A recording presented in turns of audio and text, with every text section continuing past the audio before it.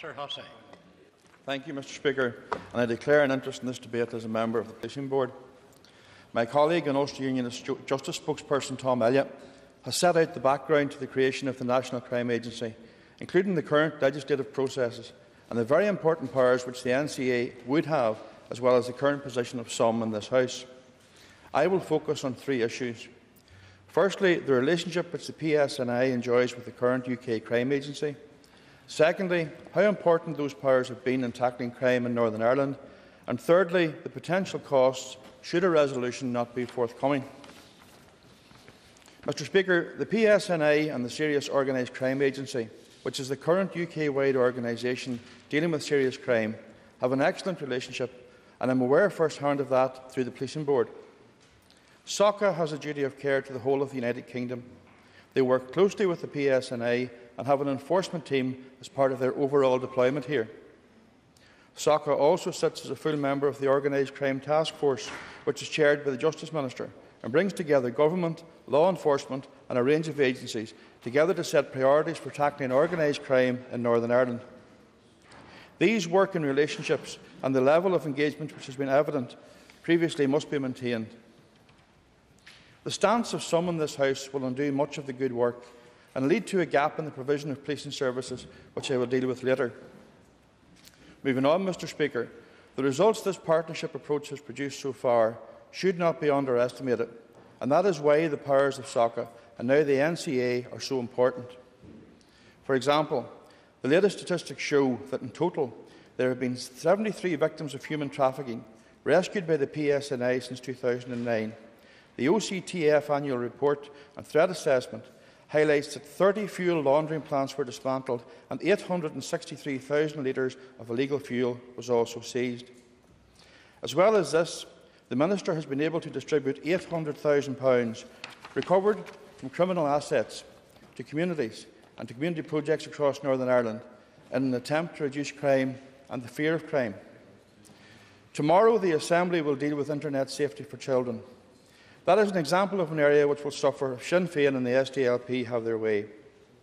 Therefore, in short, although there is much work to be done, we cannot take the success we have had in combating organised crime for granted. Lastly, Mr. Speaker, the potential costs of a legislative consent motion on the Crime and Courts Bill not being accepted by this House are huge. Certainly. I thank the member, Mr. Speaker, for giving way.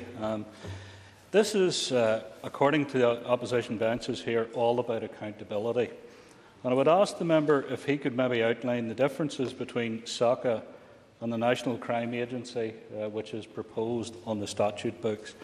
At present, SOCA reports to the head of serious crime in the PSNI and needs his authorisation to actually carry out operations in Northern Ireland. The same is going to be true of the National Crime Agency. So when we talk about accountability, maybe the member could explain to me the difference between the two, because I see none.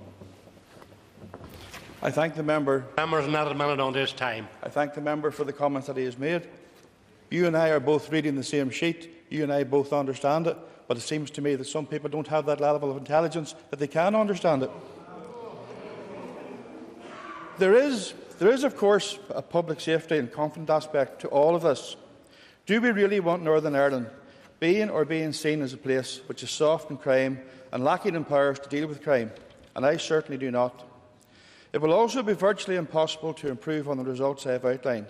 For instance, to ensure more convictions in the area of human trafficking and fuel laundering, if the NCA is not able to carry out its role fully in Northern Ireland.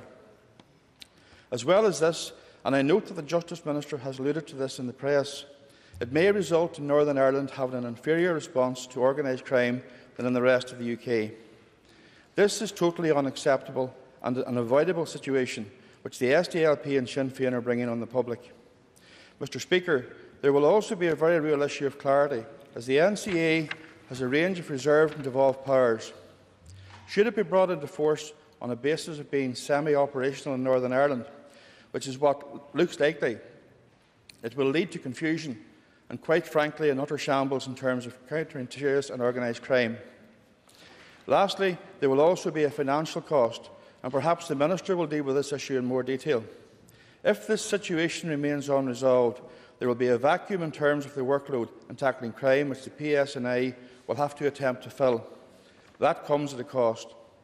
I would ask those opposed to the National Crime Agency to think again. Mr Speaker, thank you.